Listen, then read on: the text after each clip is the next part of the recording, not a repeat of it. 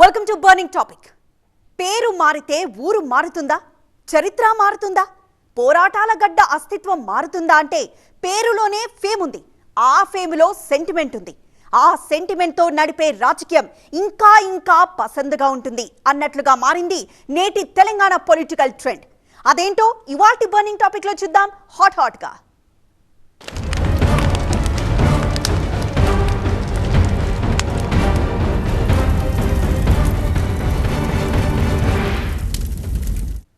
కొత్త ప్రభుత్వం ఏర్పడ్డాక పాత ప్రభుత్వం వాసనలు లేకుండా చేయడం ఈ మధ్య చూస్తూనే ఉన్నాం. రాష్ట్ర సెంటిమెంట్ను ఆయుధంగా మలుచుకొని ఎన్నికల్లో లబ్ధి పొందాలన్న ప్రయత్నాలు చూశాం. ఇప్పుడు తెలంగాణలో కూడా సెంటిమెంటే ఆయుధంగా రాష్ట్రంలో సరికొత్త రాజకీయం రాజుకుందా? అందులో భాగమే తెలంగాణ తల్లి విగ్రహంలో మార్పులా? ఇప్పుడున్న తెలంగాణ తల్లి విగ్రహం దొరసాని ఛాయలు తప్ప సగటు తెలంగాణ ఆడబిడ్డ రూపం లేదా? రాష్ట్ర ఆర్థిక వ్యవస్థ దెబ్బతింటే కోలుకోవచ్చు, రాజకీయాల్ని సరిదిద్దుకోవచ్చు. కానీ సాంస్కృతికంగా ప్రత్యేక గుర్తింపును కోల్పోతే జాతికి భవిష్యత్తు ఉండదు. ప్రొఫెసర్ జయశంకర్.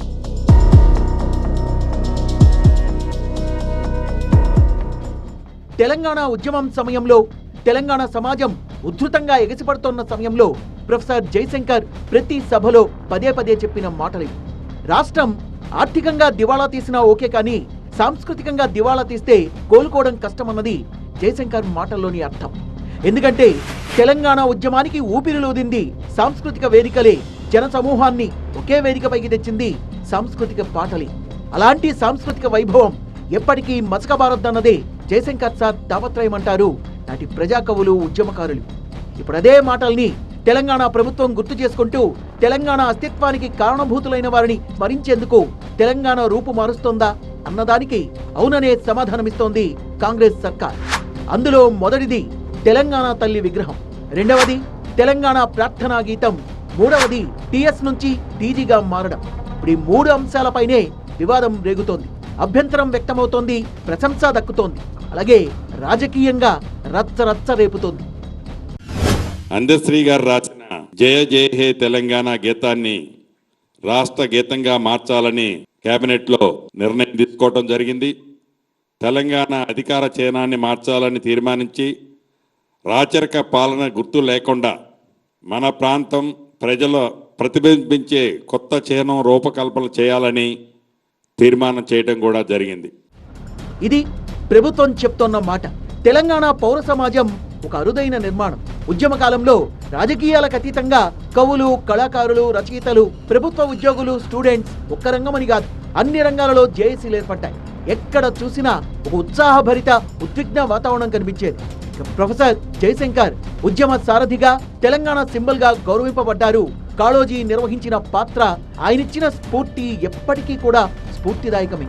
వీళ్ళంతా కూడా తెలంగాణ అస్తిత్వ పోరాటంలో సుదీర్ఘమైన పునాది వేశారని, అలాంటి వారిని గౌరవించుకోవడం మన బాధ్యత అన్నది తెలంగాణ పౌర సమాజం నుంచి వస్తున్న అభిప్రాయం. అందులో భాగంగానే తెలంగాణలో కొత్తగా ఏర్పడ్డ సర్కార్ కొన్ని నిర్ణయాలు తీసుకుంటోంది అన్నది కాంగ్రెస్ పెద్దలు చెప్తున్న మాటలు. అందుకే తెలంగాణ తల్లి విగ్రహం విషయంలో తెలంగాణ సమాజం నుంచి వచ్చిన అభ్యంతరాల్ని పరిగణనలోకి తీసుకొని ఆ విగ్రహ రూపం సగటు తెలంగాణ ఆడబిడ్డలా ఉండాలన్న ప్రతిపాదనలు ప్రభుత్వం దగ్గరకు వచ్చాయట. వీటన్నింటినీ పరిగణనలోకి తీసుకొని తెలంగాణ తల్లి విగ్రహం రూపం మార్పు చేస్తున్నామని, ఇప్పుడున్న విగ్రహంలో దొరతనం, డాబు దర్పం తప్ప సగటు తెలంగాణ తల్లి రూపం లేదు అన్నది కాంగ్రెస్ సర్కార్ చెప్తున్న మాట. అందుకే తమ ప్రభుత్వం కొత్త బంగారు తెలంగాణ దిశగా అడుగులు వేసేందుకు తమ తొలి అడుగుల్ని మన పునాదుల నుంచే మొదలు పెట్టాలని భావిస్తోందని, అందులో భాగంగానే తెలంగాణ తల్లి విగ్రహం రూపు మార్పు అని చెప్తోంది కాంగ్రెస్ ప్రభుత్వం.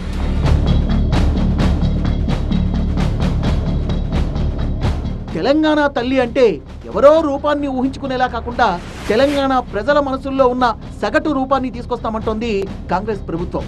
వీటి మార్పుల విషయంలో రాష్ట్రంలోని అన్ని వర్గాల నుంచి అభిప్రాయాలు తీసుకొని ప్రజల అభీష్టం మేరకే మార్పులు చేయనున్నట్టు మంత్రులు చెప్తున్నారు.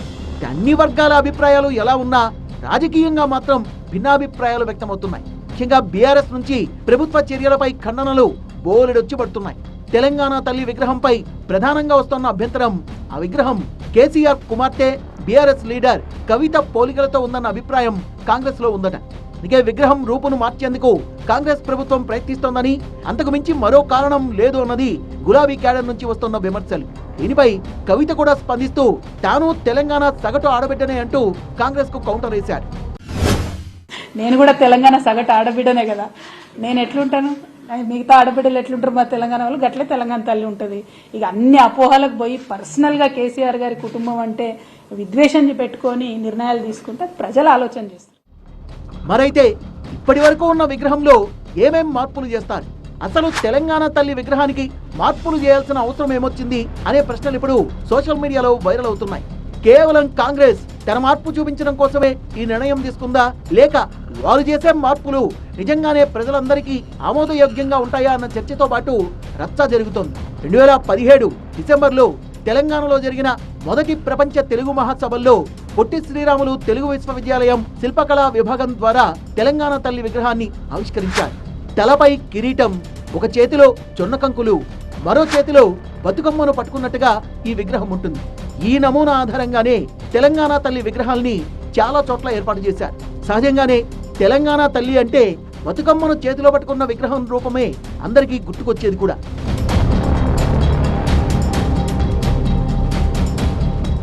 అధికారికంగా గత ప్రభుత్వం తెలంగాణ తల్లి విగ్రహంగా ఈ రూపాన్నే ఖరారు చేసింది. తెలంగాణ వచ్చిన తొలినాళ్లలో పార్టీకో విగ్రహం పుట్టుకొచ్చింది. బీజేపీ, కాంగ్రెస్ ఇలా ప్రతి పార్టీ కూడా ఓ తల్లి విగ్రహాన్ని తెరపైకిచ్చారు.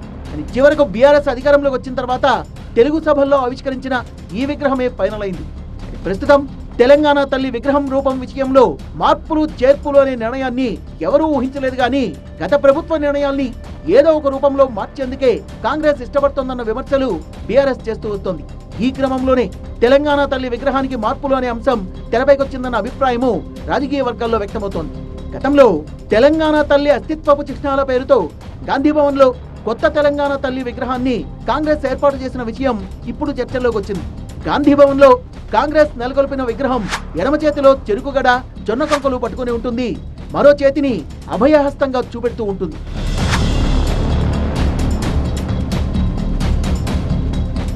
ఈ విగ్రహాన్ని ఇప్పుడు కాంగ్రెస్ ప్రభుత్వం రాష్ట్ర నమూనాగా చూపెడుతుందా అనేది ఆసక్తికరంగా మారింది. అంటే బతుకమ్మ అనే ప్రస్తావన కొత్త విగ్రహంలో ఉన్నదన్నమాట. మరి బతుకమ్మ లేని విగ్రహాన్ని అన్ని వర్గాలు యాక్సెప్ట్ చేస్తాయా అన్న చర్చ కూడా ఇప్పుడు జరుగుతోంది.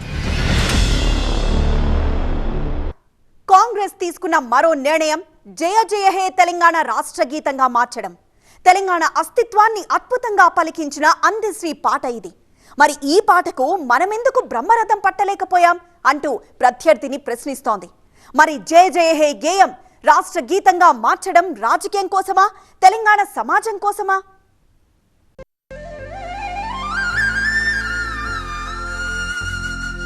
జయ జయ హే తెలంగాణ జనని జయకేతనమంటూ అందశ్రీ కలం నుంచి జారిపడ్డ పదాలకు రామకృష్ణ గళం తోడై తెలంగాణ ఉద్యమంలో ఉర్రూతొలగించిన పాట. తెలంగాణ పదాల తోటలో వెల్లివిరిసిన ఈ పాట ఇప్పటికీ ఎప్పటికీ ఎవర్గ్రీని.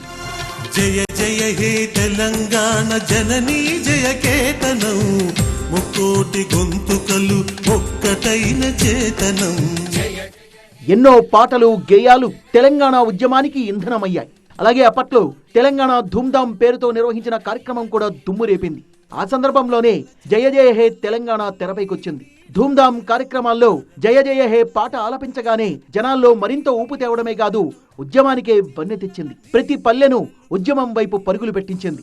మరి అంతలా కదిలించిన జయ జయ హే పాట తెలంగాణ సమాజంలో ఎందుకు భాగం కాలేకపోయింది, తెలంగాణ ప్రార్థనా గీతం ఎందుకు కాలేకపోయింది అన్నదానికి బోలెడు కారణాలు. రాష్ట్ర గీతం దగ్గర పంచాయతీ షురు అయింది. ఇదంతా రాష్ట్ర గీతం అనేటటువంటిది కాన్స్టిట్యూషన్లో ఎక్కడ చెప్పలేదు. ఈ యొక్క రాష్ట్రానికి ఒక జెండా ఉండడం, రాష్ట్రానికి ఒక గీతం ఉండడం అన్నటువంటిది కాన్స్టిట్యూషన్లో ఎక్కడ చెప్పలేదు. మామూలుగా అయితే ఇప్పటి వరకు కాంగ్రెస్ పార్టీ ఏనాడు సెంటిమెంట్ల జోలికి వెళ్ళలేదు. సార్వత్రిక ఎన్నికలైనా, రాష్ట్రాల అసెంబ్లీ ఎన్నికలైనా ఇలాంటి భావోద్వేగాల్ని పెద్దగా ఉపయోగించుకోలేదు. తెలంగాణ ఇచ్చింది తామే అని 2 సార్లు ప్రచారం చేసుకున్నా అది పెద్దగా వర్కౌట్ కాలేదు. కానీ మళ్ళీ ఇప్పుడు తెలంగాణ సెంటిమెంట్ ను ఆ పార్టీ రగిలిస్తోందా అన్న చర్చ జరుగుతోంది. అందుకనేమో అసెంబ్లీ ఎన్నికలకు ముందే వ్యూహాత్మకంగా ప్రత్యేక జెండా, ప్రత్యేక గీతం అన్న నినాదాన్ని కాంగ్రెస్ ఎత్తుకుంది. జాతీయ జెండా లాగానే తెలంగాణకు ప్రత్యేక జెండా రూపొందిస్తామని, జయ జయ హే తెలంగాణ పాటను రాష్ట్ర అధికార గీతంగా ప్రకటిస్తామని కాంగ్రెస్ సర్కార్ ప్రకటించింది. అన్ని రాష్ట్రాలకు కూడా ప్రత్యేక చిహ్నాలున్నాయి. కానీ జెండా మాత్రం ఏ రాష్ట్రానికి లేదు. ఇప్పుడు తెలంగాణకు ప్రత్యేక రాష్ట్ర జెండా అని సీఎం రేవంత్ అంటున్నారు. తెలంగాణ ఏర్పడి ఇప్పటికీ 8 ఏళ్లు గడిచిపోయినా రాష్ట్ర గీతం లేదు. ఉమ్మడి రాష్ట్రంలో మా తెలుగు తల్లికి పాట రాష్ట్ర గీతంగా ఉంది. ఇప్పుడు ఏపీ ఆ పాటనే రాష్ట్ర గీతంగా కంటిన్యూ చేస్తోంది. అయితే జయ జయ హే తెలంగాణ పాటను చాలా మంది రాష్ట్ర గీతం అని అనుకుంటున్నారు, కానీ ప్రభుత్వం మాత్రం ఇంతవరకు ఆ పాటను రాష్ట్ర గీతంగా అధికారికంగా గుర్తించలేదు. ఇప్పుడు ఆ గీతం రాష్ట్ర గీతంగా మారబోతోంది. ఇక తెలంగాణ కేబినెట్ కూడా ఆమోదముద్ర పడింది. ఇక శాసనం కావడమే తరువాయి. 2004-2005 మధ్యకాలంలో ఉద్యమం ఉవ్వెత్తున ఎగిసిపడుతున్న సమయంలో అందశ్రీ రాసిన పాట జయ జయ హే తెలంగాణ. ఇప్పుడు టీఆర్ఎస్ అధ్యక్షులు కేసీఆర్ తెలంగాణకు ప్రత్యేక ప్రార్థనా గీతం ఉండాలన్న సూచనతో అందశ్రీ ఈ పాట రాశారు. 12 చరణాలతో సిద్ధమైన ఈ పాటను ముందుగా ఎస్పీ బాలసుబ్రహ్మణ్యంతో పాడించాలని భావించారు. కానీ ఎస్పీ బాలు తను సమైక్యవాదినని తిరస్కరించడంతో మరో గాయకుడు రామకృష్ణ చేత పాడించారు. అప్పట్లో ఈ పాట ప్రతి పల్లెను తాకింది, ప్రతి మనసును దోచుకుంది. 2004లో మొదటిసారి మేము సిద్దిపేటకు అందశ్రీ గారు మా ఇంటికి వచ్చినాము, కూర్చున్నాము. మళ్ళీ తర్వాత కేసీఆర్ గారి దగ్గరికి వెళ్ళి ఈ పాట అంతా కూడా మేము వినిపించడం జరిగినది. అప్పుడు కేసీఆర్ గారు ఏం చెప్పారంటే, అందశ్రీ గారు చాలా బాగుందన్న, కానీ ఒక పని చేద్దాం.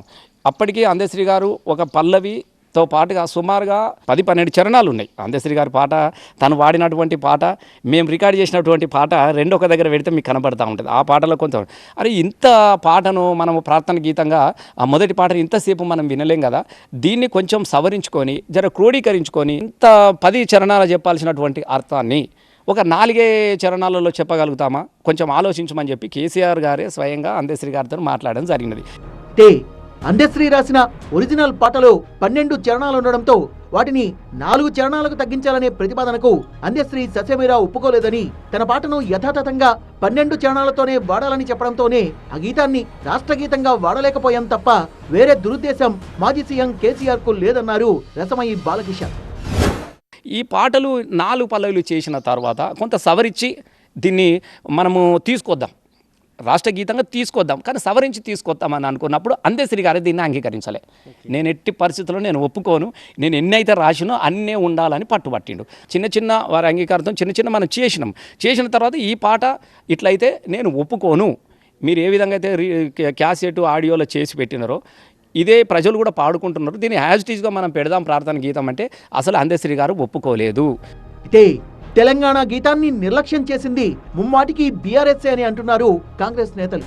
తెలంగాణ సంస్కృతిని, సమాజాన్ని పట్టించుకోకుండా పెత్తనం చెలాయించిందని బీఆర్ఎస్ పై ఆరోపణలు గుప్పిస్తున్నారు.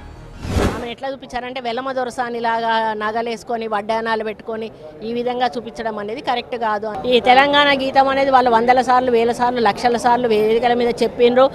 తెలంగాణ మూమెంట్లో ప్రతిసారి ఆ పాట పాడినరు. కానీ తెలంగాణ ప్రభుత్వం వచ్చినాక తెలంగాణ గీతం గురించి మర్చిపోయింది. కాబట్టి దాన్ని మన తెలంగాణ గీతంగా మార్చడం జరిగింది. ఇప్పుడు సరిగ్గా లోక్సభ ఎన్నికల టైం ముందు కాంగ్రెస్ తెలంగాణ ప్రజల సెంటిమెంట్ ను మరోసారి గుర్తు చేస్తోందన్న అభిప్రాయం రాజకీయంగా వినిపిస్తోంది. ఇప్పటిదాకా తెలంగాణ సెంటిమెంట్ నే నమ్ముకొని రాజకీయం చేస్తున్న పార్టీలకు కాంగ్రెస్ పార్టీ ఝలక్కిచ్చినట్లయిందన్న చర్చ కూడా జరుగుతోంది. ఇప్పుడు రాష్ట్ర గీతం ప్రకటన రాజకీయంగా అపోజిషన్ పార్టీలకు ఇబ్బందిగా మారే అవకాశం ఉందన్న డిస్కషన్ జరుగుతోంది. ఉద్యమ పాటను గౌరవించడం అంటే తెలంగాణ ప్రజలు తమను తామే గౌరవించుకోవడం అన్నది కాంగ్రెస్ చెప్తున్న సమాధానం. మొత్తానికి రాష్ట్ర గేయంపై ఉత్తర్వులు వెలువడగానే రాష్ట్రంలోని విద్యాసంస్థలతో పాటు ప్రభుత్వ కార్యాలయాల్లో కూడా దీన్ని ఆలపించనున్నారు.